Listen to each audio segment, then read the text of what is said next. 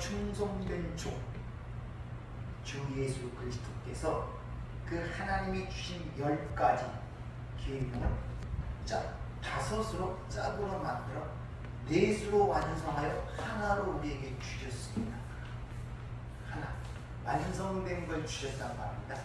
미완성된 걸 주어서 나머지는 너희들이 열심히 해서 완성을 만들라가 아니라 완성된 것을 주었다고 성경은 그렇게 기록을 하고 있습니다. 그렇게 완성된 것을 가진 자들은 그것이 흘러나가야 되는데 하나님이 받은 것은 반드시 흘려지게 되어 있습니다. 그런데 그런 흘리는 과정 속에서 그것이 생명을 살리는 것이기 때문에 주의해야 할 점이 있음을 가리키기 위하여 6장에 바로 주의하라로 시작된다는 것을 여러분께 말씀을 드렸습니다. 그런데 그 생명, 그 진리를 가진 자들이 흘려주는 방식을 4가지로 설명하는데 그것을 구제라고 얘기하고 다른 말로 기도라고도 얘기하고 다른 말로 금식이라고도 얘기하고 또 다른 말로 보험이란 말로 다양한 방법으로 설명하고 있음을 여러분에게 말씀을 드렸어요. 다 그것들은 흘려주는 방식인데 네가 갖고 있는 그 흘려줄 수 있는 그것이 진짜 진리인가? 라는 것을 한번 살펴보라는 그런 의미가 되어 있는 것입니다. 그래서 앞에 보면 지난주에 말씀드린 보물, 그 진리, 그 진리를 가진 그 주머니를 전대, 그를 보물이라 여겨주고 그것을 양식, 올바른 양식으로 전해주는 가지고 있는 그것을 배낭이라고 하고 그 기쁨의 소식, 복음을 담은 것을 신이라고 말씀을 드렸어요. 근데 그것은 곧 저와 여러분을 말하는 거라고 여러분에게 말씀을 드렸습니다. 근데 그걸 오늘 또다시 그러면 반드시 그 진리, 그 생명, 그 사랑을 가져야 되는데 그걸 어떻게 분별하고 어떻게 가질 수 있는가를 가르치기 위하여 오늘 눈이라는 문제를 여기서 등장을 시키는 거예요. 성한 눈, 나쁜 눈.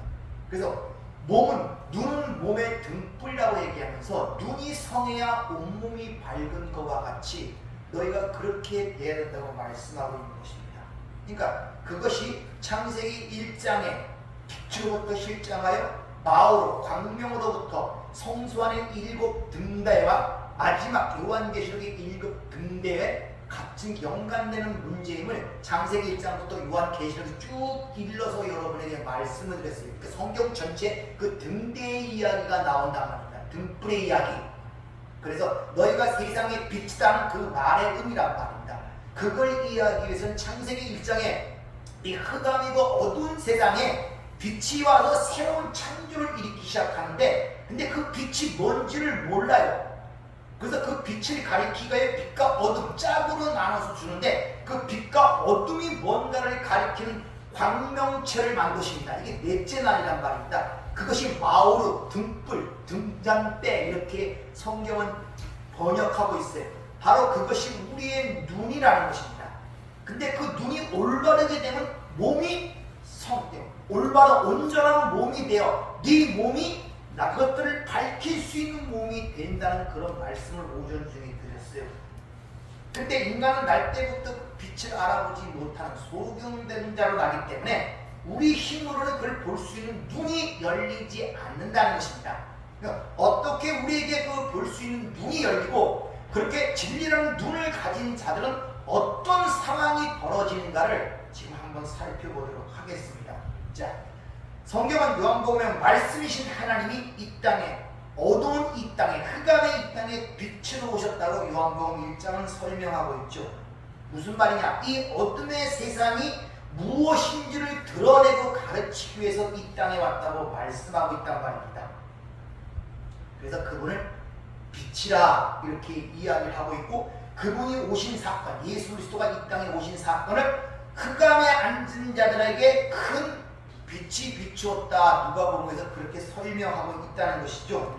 이렇게 창세기 1장에 낮과 밤을 주관하여 그걸 하나로 해석하여 보여줄 수 있는 그 광명체가 인격을 갖고 그 하나님, 빛 대신 하나님 자체가 이 땅에 오신 분이 주 예수 그리스도이기 때문에 예수님이 내가 세상의 빛이다 이러면서 나로 인하여 너희가 나를 따른다면 너희가 이 어둠에 다니지 아니한다고 말씀하십니다. 그 무슨 말이냐면 나를 통해 네가 빛이 된다면 이 어둠의 세상이 담고 있는 그 하나님의 진리, 그 양식을 갖게 된다. 이런 말씀을 그렇게 표현하고 있다는 것이죠. 근데 문제는 그렇게 빛을 주기 위해서는 그 빛을, 즉 그런 눈을 갖기 위해서는 선결적 조건이 있어요. 내가 먼저 소경이라는 자각이 있어야 된단 말입니다.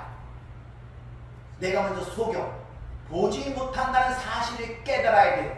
바비로의 사건에 그렇처럼 다윗의 자손이여 나를 불쌍히 여겨주소서, 나의 눈을 뜨게 해줘서, 이런 간절함은 먼저 자각이 있어야 되는데 어떻게 된 거지? 이 땅에 그 빛이 왔는데 어둠에 있는 그들이 전부 다 본다고 하네. 이게 문제란 말이에요. 그래서 요한복음 9장 41절에 보면 예수께서 이르시되 너희가 맹인이 되었더라면 죄가 없으려니와 본다고 하니 너희 죄가 그대로 있느니라. 너희가 맹인이 되었더라면 차라리 나에게 도움을 구해서 어디로 가야 할지를 가르침을 받는 것이, 그것이 좋은 것인데 본다고 하니까 엉뚱한 데로 가고 있다는 그런 말이에요. 하마르티아, 세상이 얘기하는 어떤 윤리 도덕적 죄를 얘기하는 것이 아니라 방향과 목표를 잘못 설정하고 가는 거예요. 그러니까 차라리 니들이 못 본다고 하면 주님께 와서 그 가는 길을 가르쳐 주세요 이렇게 요구할 것인데 스스로 보고 있다고 가는 그 것이 잘못 가는 길이라고 지금 말을 하고 있단 말이에요. 그래서 바디메오가 무엇을 해주기를 원하냐? 보기를 원합니다. 이렇게 이야기하는 그 소경의 눈을 뜨는 사건이 성경에 기록된 이유가 거기 있단 말이에요. 그럼 눈이 성하다와 눈이 나쁘다는 말이 무엇을 뜻하는 걸 한번 잘 살펴보도록 하죠. 오늘 본문에서 눈이 성하다는 이 단어를 보니까 호플러스라는 단어가 쓰입니다. 근데 이 단어를 찾아보니까 연합을 뜻하는 알파라는 단어 접두사와 그리고 플로스라는 그 단어의 합성어예요. 근데 이 플로스라는 단어를 찾아가 보니까 플레오라는 단어에서 나왔는데 이 뜻이 뭐냐? 배를 타고 가다, 항해하다, 이런 뜻입니다. 그러니까 눈이 성하다는 말을 해석하면은 함께 올바른 항해를 할 수 있는 것, 이 저주의 바다에서 바른 항해, 바른 길을 찾아 올바른 항해를 할 수 있는 상태를 성하다, 이런 의미로 지금 우리에게 전달하는 거예요. 그러니까 너희가 눈이 성해야 이 저주의 바다에서 올바른 목적지를 향하여 갈 수 있다, 이런 말이란 말입니다. 그게 눈이 성하다는 그런 말을 우리에게 전해주고 있는 그 의미인 것입니다. 그러니까 눈이라는 진리를 갖고 있는 자들은 이 어둠을 빛으로 비출 수 있는 사람들이며 그 사람들을 주님이 온전한 몸이다, 이렇게 얘기하는 거예요. 그들이 등불이다, 이렇게 얘기하는 거예요. 그 이야기는 이미 마태복음 5장에서 우리에게 일러주시죠. 마태복음 5장 14절부터 18절까지를 보면 너희는 세상의 빛이라. 산 위에 있는 동네가 숨겨지지 못할 것이요 사람이 등불을 켜 말 아래 두지 아니하고 등경이 두나니 이러므로 집안 모든 사람에게 비치느니라. 이같이 너희 빛이 사람 앞에 비치게 하여 그들로 너희의 착한 행실을 보고 하늘에 계신 너희 아버지께 영광을 돌리게 하라. 내가 율법이나 선지를 폐하러 온 줄로 생각하지 말라. 폐하러 온 것이 아니요 완전케 하려 함이라. 진실로 너에게 이르노니 천지가 없어지기 전에는 율법의 1.1획도 결코 없어지지 아니하고 다 이루리라. 그 말씀들은 사람들이 많이 오해하는 구조 중에 하나이기 때문에 잘 들어보시기 바랍니다. 자, 우리를 가리켜 세상을 가리키는 빛이라고 그렇게 얘기를 하죠. 근데 그 등불은 산 위의 동네를 드러나게 한다는 거예요. 이스라엘 백성들에게 산 위의 동네라는 것을 유대인들은 배반합니다. 그때 산 위의 동네는 예루살렘밖에 없었어요. 예루살렘 성밖에 없었단 말이에요. 거기서 동네라고 우리는 지금 번역이 되어 있지만 단순히 동네나 마을, 조그만 그런 마을을 지칭하는 것이 아니라 성체로 둘러싸여 있는 폴리스, 도시, 성읍을 얘기하고 있는 것입니다. 그러니까 예루살렘 성을 지금 지칭하고 있는 것입니다. 근데 창세기 2장에 보면은 에덴 동산을 창설했다 그러죠. 거기서 동산이라는 단어가 간이라는 단어인데 그 간이라는 단어가 바로 울타리를 치다예요. 그것이 바로 폴리스, 성, 또 동네, 성경에 그렇게 해석이 되고 있단 말이죠. 그러니까 예루살렘 성이라는 그 성체, 그 도시는 하나님이 울타리를 치고 두고 구별해 놓으신 하나님의 나라를 상징하는 것이 예루살렘 성이에요. 그런데 그 예루살렘 성을 그 유대인들의 어떻게 되느냐, 거기서 자기의 행위를 드리는 제사 의식만 행하는 곳이었음을 그들은 그렇게만 보고 제사만 드리고 있었다는 거예요. 오전에 말씀드린 것처럼 하나님과 어린 양이 성전이 되신다 그러죠. 그러니까 그 성전, 그 성은 하나님을 가리키고 하나님을 아는 곳인데, 그렇게 보지 못하고 그것을 제사만 드리는 종교적 행위의 수단으로만 보는 그 당시의 백성, 유대 백성들의 그것을 지금 지칭하고 있다는 것이죠. 그러니까 그 거룩한 성 예루살렘, 즉 그 성에 담고 있는 그 내용이 뭔지를 보는 것을 눈, 오전에 말씀드린 것처럼 이것을 일곱 영, 일곱 눈, 또 일곱 등대, 다 진리를 얘기하고 있다는 것입니다. 그리고 이렇게 올바른 눈으로 진리를 분별하여 사람들에게 비치는 그 사람들을, 그런 행위를 착한 행실이다. 너희가 착한, 일반적으로 많이 들어봐요. 너희가 착한 행실을 통하여 하나님께 영광을 돌리게 하라는 그것을 일반적으로 여러분이 듣기를 세상이 얘기하는 것처럼 어떤 구제와 선행과 여러 가지 그런 도움들, 인간적 행위를 잘함으로 말미암아 저들을 통하여 하나님께 영광을 돌리게 하라는 말로 알아들었잖아요. 그렇게들 생각하고 있잖아요. 근데 그렇게 열심히 그런 일들을 하면 그들이 그 행위를 통해 하나님께 영광을 돌립니까? 안 돌려요. 그러면도 여전히 기독교의 진리가 그거인 것처럼 착한 행실을 통해 하나님께 영광을 돌려 문자적으로 보고 여러 가지 뭐하고 잘 이웃을 그렇게 섬을 해야 그 사람들이 우리의 행위를 보고 하나님께 영광을 돌린다는 식으로 얘기를 하니 이게 눈이 나쁜 자들의 모습이란 말입니다. 그런 걸로 절대 하나님께 그들은 영광 돌리지 않습니다. 언젠가 얘기했지만 이 구제 사업이나 어떤 그런 것들이 기독교가 거의 70%가 차지하는 거 아십니까? 근데 기독교가 지금 그걸 통해 갖고 하나님께 세상 사람들이 영광을 돌립니까? 안 돌려요. 오해를 한단 말입니다. 그러니까 너희가 그 빛을, 착한 행실이라는 것은 이 어둠의 세상이 무엇인가를 드러내 그 내용을 알려준 그 자체를 착한 일, 착한 행실이라고 얘기하고 있는 거예요. 잘 이해를 하세요. 그렇지 않고 일반적으로 생각하는, 조금 전에 말씀드린 것처럼 그런 어떤 행위를 통해 하나님께 영광을 돌리는 그것이 착한 행실이라, 그게 전부 다 땅쪽 보물로 이해하여 땅에 쌓는 보물이 되어 배설물이 되어버리는 거예요. 근데 그 일을 지금 누가 앞장서서 합니까? 기독교가 앞장서서 하는 것이에요. 땅쪽 보물을 열심히 쌓는 거, 세상적 차원을 열심히 쌓는 거. 사람들이 눌러보고 그걸 환호해주고 박수를 치니까, 박수 치니까 하나님께 영광을 돌리는 겁니까? 알지도 못하는 자들이 무슨 하나님께 영광을 돌려요? 말도 안 되는 소리들을 하고 있단 말입니다. 그러면서 이어지는 말입니다. 내가 율법이나 선제를 폐하러 온 것이 아니요 완전케 하려 함이니라. 이것도 율법주의자들이 가장 많이 주장하는 구절 중에 하나죠. 봐라, 율법을 폐한 것이라 하나하나 다 지켜서 완성하게 온 것이 주님의 뜻이라고 분명히 기록되어 있지 않느냐. 그러니까 율법을 다 지켜야 된다 라는 사람들이 얼마나 많습니까? 그 말은 율법과 선지자 하는 것들, 그 행위 하나를 하나하나 다 지켜서 그걸 완성한다는 그런 말이 아니라 율법과 선지자가 담고 있는 그 진리가 무엇인가를 내가 드러내러 왔다, 이런 말. 이걸 완전케 하려 했다, 이런 말씀의 의미란 말입니다.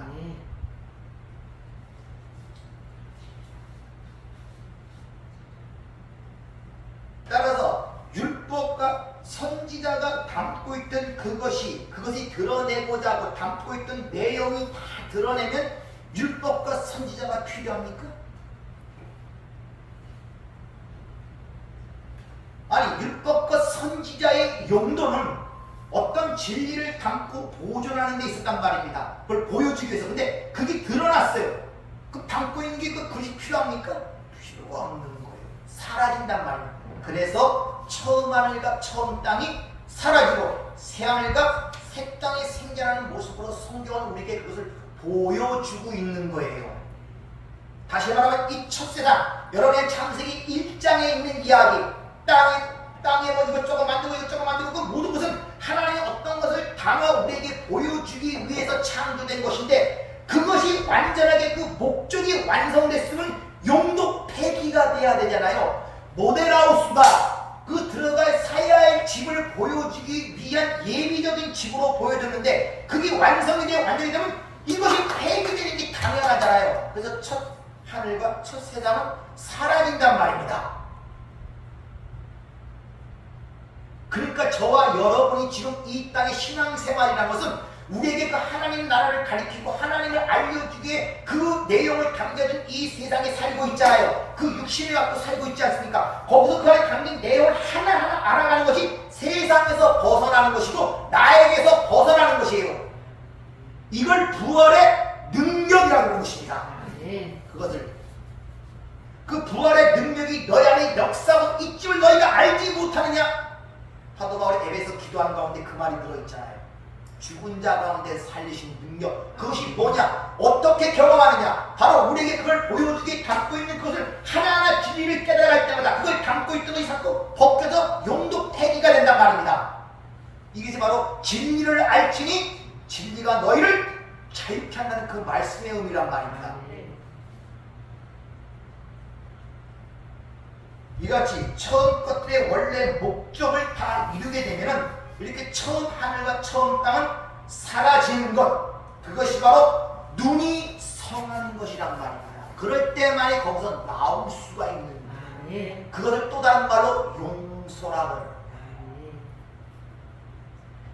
우리가 사는 이 모형 안에 이 어둠 속의 용서라는 것은 성경이 말하는 용서가 아니란 말. 나와야 용서가 돼요. 나와야 이해가 돼야 내가 용서가 되고 내 다른 이웃이 용서가 된단 말입니다. 그래서 용서라는 말이 나오기 전에 뭐가 나옵니까? 그 양식을 내게 주세요. 그리고 우리가 우리의 죄를 사해 준 것 같이 우리의 죄를 용서해 주는 결과가 나타나야 되고, 이 선악의 패러다임 속에 묶여서 이거냐 저거냐는 거기서 시험 들지 않게 되고, 보이는 세상을 목적으로 살던 그 악에서 건짐을 받게 되는 것이 악에서 그들에게 하나님 그 아버지의 권세와 영광이 그에게 있다. 이게 주기도문의 마침 아닙니까? 따라서 이 보이는 눈이 우리에게 주어지면 우리는 즉시 뭘 깨닫게 되냐? 아, 내가 사는 이 보이는 세상이 유일한 세상이 아니구나가 자각이 돼요. 아, 이 눈에 보이는 이것이 다가 아니네. 또 다른 차원의 세상이 있음이 자각이 된단 말입니다. 그래서 히브리서 11장 3절에 보이는 것은 나타난 것으로 말미암아 된 것이 아니다. 그렇죠? 다시 말해 이 보이는 세상은 보이지 않는 그것을 모형으로 하여 지어진 것이란 말입니다. 나타난 것을 된 것이 그걸 깨닫게 되는 거예요. 아, 이 원형이 있구나. 근원이 있구나. 이 보이는 유한한 세계를 나타나게 한 근원이 영원한 그 세계가 있음을 자각이 되기 시작한단 말입니다. 그렇게 그 나라가 자각이 되면은 뭘 깨닫게 되냐? 나의 실존, 실체를 깨닫게 되고, 이 유한성을 갖게 되고 한계성을 깨닫게 됩니다. 그리고 그 영원한 세계가 있다는 감지가 되는데 도저히 인간의 생각과 사고로 인식과 접근을 할 수가 없는 절망감을 갖게 돼요. 절망감. 그러나 눈이 성하게 된 그 진리의 눈을 갖게 된 자들은 반드시 그 마음속에서 실체로 인식되고 자각이 오기 시작합니다. 그래서 하나님 나라가 보이는 이곳이 있다 저곳이 너희 안에 있다. 그러니까 눈이 뜨인 자들은 그 안에서 그 실체가 반드시 자각하는 것이 드러나게 되어 있습니다. 거기서 소망이 생겨요. 그래서 인간이라는 존재가 내가 살았다고 생각했는데 죽은 자였구나. 비로소 허물과 죄로 죽었던 너희 이 말이 자각이 되는 거야. 내가 죽은 자였구나. 영적 절망적인 상태였구나. 내가 아무리 애를 쓰고 노력을 해도 이 땅을 벗어날 수 없고 그 나라에 들어갈 수 없다는 자신의 실체를 절절하게 깨닫게 돼요. 그러면서 인간이 왜 그렇게 허망할 수밖에 없느냐? 우리 안에 인식이 되든 안 되든 우리는 영원히 살고 싶어하는 영원을 사모하는 마음이 있다는 사실을 알게 돼요. 그것을 원죄라고 해요. 거기서 갈등이 생겨요. 모든 피조물들은 그 영혼을 사모하는 마음이 없어. 인간만이 있습니다. 나머지는 다 똑같이 다 인간을 보고 다 이 땅에 죽습니다. 그런데 인간만이 유일하게 그 절망적인 그 피조물의 한계, 그 속에서 영원히 사모하는 마음을 갖고 있어요. 영원히 살고 싶어하는 마음. 사람들이 그 마음이 누구나 다 있기 때문에 그렇게 부단히 여러 가지 일들과 노력을 하는 거예요. 어떻게든지 영원히 살려고, 조금 더 살려고 발부둥을 치고 있단 말이에요. 따라서 이상하게 진리를 깨달을수록 어떻게 되느냐?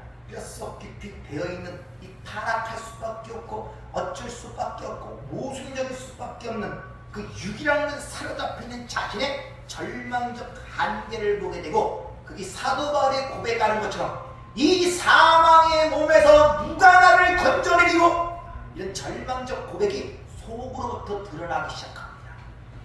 자기 실체를 깨닫게 돼요. 그럴 때 뭐가 보이냐? 우리도 예수 그리스도로 말미암아 내가 하나님께 감사해. 비로소 구속의 은혜가 얼마나 큰지 그것이 나를 자각하기 시작하는 거예요. 네. 그렇기 때문에 실제 눈이 성에서 진리의 빛에 의하여 자기 실체가 드러나게 되면 그 자체가 불편하고 싫고 두렵습니다. 진리를 알게 돼요. 아무 생각 없이 잘 살아왔는데 갑자기 눈이 열리고 진리의 빛을 받게 되면 이상하게 불쾌해져요. 왜? 나의 숨겨진 부분들, 인식하고 자각지 못한 그 추악한 면들이 하나하나 뼈를 갈라내듯이 양날선 예리한 검이 되어 싹짝이 드러납니다. 그래서 성령이 오시면 죄에 대하여, 의에 대하여, 심판에 대해서 통로한다는 얘기가 요한복음 16장에 기록된 이유가 바로 거기 있다는 것이죠. 네. 그래서 로마서 7장 18절에 보면 사도 바울이 처절하게 그런 것들을 고백하는 내용입니다. 내 속에 육신에 선한 것이 거하지 아니하는 줄을 아니 원함은 내게 있으나 선을 행하는 것이 없노라. 내가 원하는 바 선은 행하지 아니하고 도리어 원하지 아니하는 바 악을 행하는도다. 다시 말하면 그전에 그런 걸 못 느꼈는데 빛이 들어와서 눈이 열리자 자기 자신이 끊임없이 악으로 끌려가는 자기 자신을 보게 돼요. 처음에는 그게 아무것도 그런 게 없어. 그런 의식조차 없습니다. 근데 이상하게 빛이 들어올수록 처절하게 자꾸 이 어둠을 향하여 끌려가는 자기 자신을 보게 된단 말이에요. 죄의 종노릇하는 자기, 사탄의 종노릇하는 자기, 하나님의 뜻을 알지만 한 발짝도 나아갈 수 없는 절망적 상태를 보게 된다는 것이죠. 거기서 잘 해야 되는데, 그러니까 거기서 벗어나고자 하는 마음이 당연히 생기죠. 그러니까 뭘 하게 되느냐? 종교적 행위, 율법적 어떤 세계로 자신을 투영을 시킵니다. 그걸 대신 캄프라치 시킵니다. 인간들 대부분의 사고가 그래. 어떤 잘못을 하면 그걸 캄프라치 시키기 위하여 이쪽에 선을 베풉니다. 그리고 대치를 시키는 거예요. 잘못을 했지만 나는 이만큼 선을 베풀었으니까 괜찮아 라는 식으로 율법적 행위로 나가게 되고 종교적 행위에 몰두하게 돼요. 그래서 유독 선한 일 같은데 들이라는 사람들이 되게 어떤 사람인 줄 아세요? 웨스턴 미국 영화를 보면 갱들 있죠. 수십 명씩 죽여놓고 탈취해놓고 그걸 갖고 어디 가는지 아십니까? 신부한테 가서 거기서 얼마 정도 기부를 하고 거기서 고해성사를 하고 나옵니다. 왜? 사람을 죽인 죄의식을 그런 식으로 대치를 시키는 거예요. 그런데 탁월한 영향력을 발휘하는 게 바로 가톨릭입니다. 죄가 감면이 됩니다. 그걸로 대신. 이런 심리가 인간들 속에 있단 말이에요. 그런 것을 종교적 탈을 쓰고 종교의 이름으로 바리새인들처럼 정죄를 한단 말이야. 심판하고.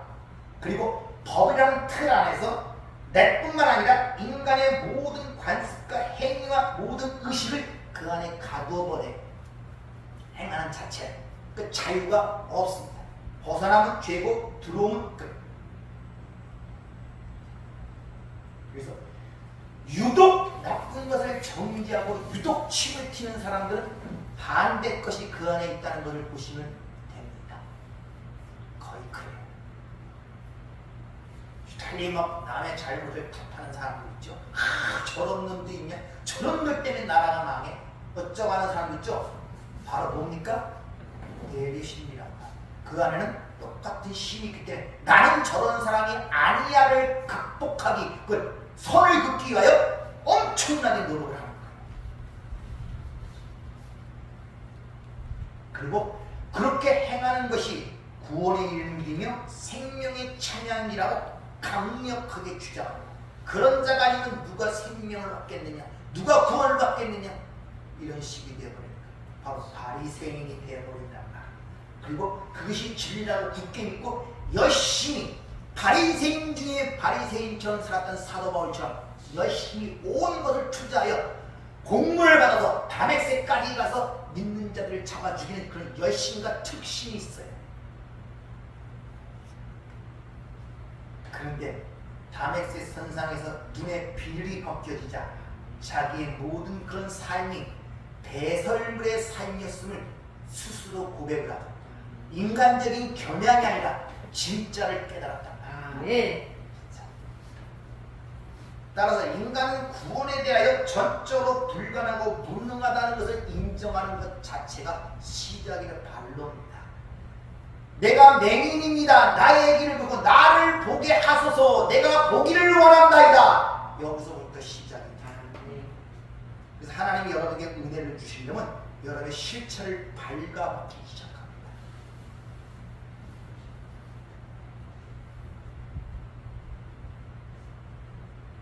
성경은 구원에 대하여 처음부터 끝까지 오직 은혜로, 오직 믿음으로 된다고 성경은 강조하고 있다는 것을 아셔야 돼요. 네. 오직 은혜로, 오직 믿음으로. 네. 그럼 어떻게 주냐? 하나님께서 바로 충성되고 착하고 충성된 예수 그리스도를 통하여 그 열을 다섯을 넷을 하나로 완성하여 그것을 우리에게 주었단 말입니다. 완성품을 준 거예요. 초대에 말씀된 것처럼 미완성품이 아니라 그 비유를 잘 보여주는 것이 바로 여러분이 잘 아시는 달란트 비유예요. 5달란트, 2달란트, 그리고 1달란트 이야기라 바로 그 얘기를 하고 있단 말이에요. 이렇게 완성된 1달란트 받은 자의 이야기를 한번 통해서 우리의 실상이 어떤 걸 한번 보죠. 마태복음 25장 24절에 보면 1달란트 받았던 자는 와서 이르되 주인이여 당신은 굳은 사람이라 심지 않은 데서 거두고 해치지 않은 데서 모은 줄을 내가 알았으므로 두려워하여 나가 당신의 달란트를 땅에 감추어 두었나이다. 보소서 당신 것을 가지셨나이다. 그 하나를 완성해 줬더니 진리의 눈이 뜨이지 않은 자는 두려워 숨겼다는 거예요. 왜냐? 그걸 주신 분을 가만히 생각해 보니까 심지 않은 데서 거두고 해치지 않은 데서 모으는 분이라는 거예요. 하나님을 제대로 보시는 거예요. 하나님을 제대로 알았단 말이에요. 하나님은 절대적 주권의 하나님이요 은혜로 하나님이란 말입니다. 그러니까 이 1달란트 받은 자의 사고의 의식이 세상의 패러다임 속에 묶여서 인과응보, 권성징악, 또 뭡니까? 사필귀정. 인간은 심어야 거두는 게 이 세상의 보편적 논리란 말이에요. 착한 일을 해야 보상을 받는 것이 세상의 논리 아닙니까? 세상에서는 심지 않은 거 거두는 걸 도둑놈이라고 해요. 안 그렇습니까? 그런 논리로 사는, 그런 사고로 사는 자기 생활 방식 속에 오직 은혜로 거저준다는 그것이 용납이 되질 않아요. 왜? 자기 자존심을 상하거든요. 그러니까 선하게 패러다임 속에 묶여서 모든 걸 선악으로 보고 판단하고 용납되지 않는단 말입니다. 그런 분이 무서워요. 혹시나 해서. 왜? 내가 일한 만큼 받으면 자신감 있고 요구할 권리가 있단 말입니다. 근데 아무것도 하지 않는데 일방적으로 줬어요. 어느 날 가서 또 달라진다는 불안과 두려움이 있는 거예요. 내가 당연히 받아야 할 것을 받았으면 자신이 있단 말입니다. 내가 할 만큼 당신이 준 거 아니냐? 근데 거저받은 거 아니에요. 자기 사고와 생각에 엉뚱한 걸 받은 거란 말입니다. 그러니까 어느 날 갑자기 주인이 와서 너 거저주고 도로 내라 하는 두려움이 있던 거예요. 그래서 숨겨둔 거예요. 그걸 자신의 영역 속, 어둠 속으로 숨겨놓고 자기도 인정하기 싫고 남에게도 그것을 주지 않는 상태. 이 상태를 뭐라 그러냐? 용서가 일어나지 않은 상태. 자기도 자신을 용서하지 못한 상태. 그러니까 어떻게 남을 용서할 수가 있어? 올바른 양식을 먹은 게 아니란 말입니다. 잘 생각해보세요. 예수가 판테로스타이 다 이루었다, 완성된 하나를 여러분에게 주었는데 여전히 여러분들은 그것을 숨겨두고 두려워하고 있지 않는가를 바라보시란 말입니다.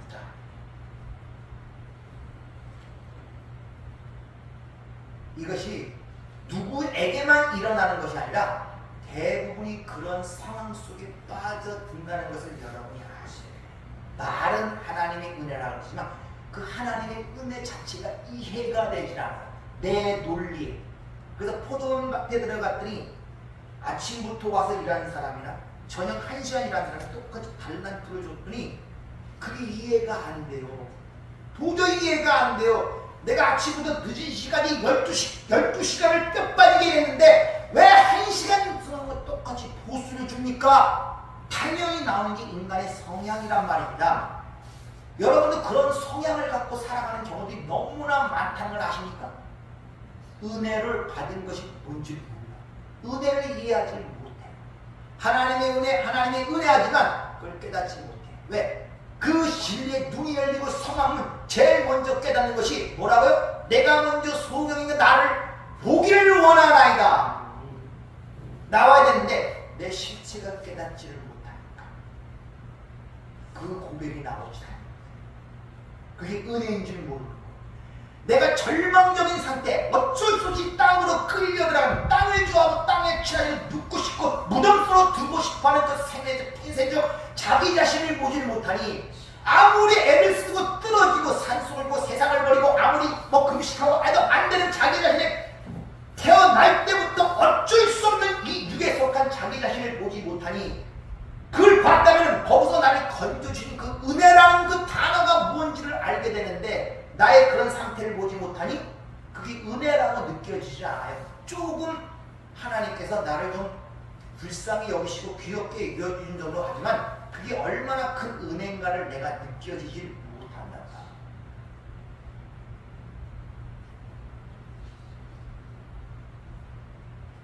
그래서 사도 바울이 로마서를 기록할 때 로마서의 기본 핵심적 장이 8장입니다.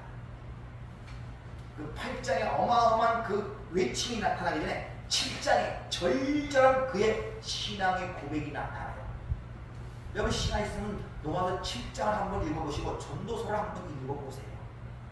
거기서 자기의 어쩔 수 없는 상태, 서로 행하고자 하는 마음, 행할 능력이 없네. 행하는 것마다 다 죄네.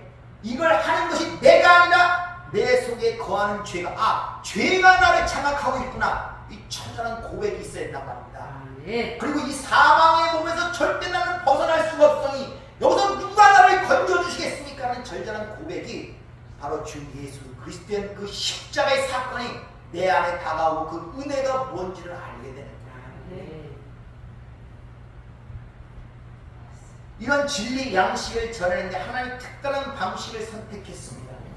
즉 당신의 백성들의 입을 통해서만이 그 진리, 그 빛을 전달하겠다는 것입니다. 그래서 고린도 1장 21절 하나님의 지혜에 있어서 이 세상과 자기 지혜로 하나님을 알지 못하므로 하나님께서 전도, 도를 전하는 미련한 것으로 믿는 자들을 구원하시기를 기뻐하셨도다. 네. 미련한 우리의 입을 통하여 그 도를 전하는 것을 통하여 하나님이 그들을 구원해내기로 작정하셨다. 아멘. 하나님, 그 우리의 입을 통하여. 아멘. 그러니까 그 빛 양식을 받은 자들은 절대 주인이 오시는 그날까지 한 달란트 받은 자와 같이 숨겨둘 수가 없는 것입니다. 반드시 물은 흐르게 되어 있듯이. 따라서 진짜 하나님의 선택함을 받고 눈이 성하여 그 진리의 눈을 갖고 있는 자들은 다시 땅을 향하여 세상을 향하여 인간의 안목의 정욕과 육신의 자랑과 또 이생의 자랑을 위하여 다시 떨어질 수가 없습니다. 베드로가 표현하기를 개가 털에 뜬 것을 또 먹는 그런 일이 벌어질 수가 없고 돼지가 씻었던 곳에 나와 다시 눕는 일이 일어날 수가 없다는 것입니다. 아멘. 만약 그런 일이 일어났다면 그건 그 사람은 가진 것이 성한 눈이 아니었기 때문에 그렇다. 그래서 용서라는 말이 나올 때 먼저 나에 대한 용서가 나옵니다. 우리가 우리의 죄를 용서하냐? 우리의 죄를 용서해야 한다. 내가 나의 죄, 내가 바르게 용서받았으면 바르게 용서를 전할 수가 있는데 내가 바르게 용서받은 것인가 아닌가가 남에게 주어지는 그 용서가 무엇인가를 보면 알게 된다는 그런 의미로서 성경은 그렇게 기록하고 있는 것입니다. 따라서 사도 바울처럼 그런 절망적 상황과 그런 비탄과 고통의 과정 속에서 좌절하지 않고 반드시 그것을 극복하여 자신이 받은 그 빛을 전하는 자로 살아갈 수밖에 없는 게 성도의 운명입니다. 반드시 하나님 그렇게 만들어내세요. 그 삶을 통하여. 그게 우리의 인식과 상관이 있는 것 같은데 그걸 벗어납니다. 다시 말하면 내가 하나님의 어떤 징계를 받아 하나님에 의하여 그 부르심을 받았을 때 남들이 보면 그걸 그렇지만 어떤 하나님의 사람을 가리키기 위하여 그 사람의 죽음을 통하여 역사하는 거예요. 아시겠습니까? 그러니까 함부로 어떤 사람의 죽음과 그런 걸 통하여 하나님이 벌을 받은 거다 저렇게 살면 안 되겠다 이렇게 판단하시구나. 그걸 통하여 다른 사람에게 구원의 복음을 증가하는 일로 들어요. 스데반의 순교로 인하여 그 위대한 기독교 2000년사의 위대한 바로 이 성경의 반을 지었던 사도 바울이 그걸 통하여 회심하는 원인이 되는 것입니다. 네. 이렇게. 그러니까 여러분들이 나의 손해본고 나의 잘못된 거 내 어떤 것을 통하여 낙심하고 절망할 필요가 없습니다. 그걸 사용하여 하나님은 선한 것으로 만들어내시기 때문에 그래요. 따라서 하나님의 백성들은 반드시 빛을 비추는 온전한 몸으로 부름을 받게 되고 보냄을 받았다는 사실을 여러분이 인지와 자각을 통하여 삶의 여정을 통하여 계속적으로 깨달아가는 거예요.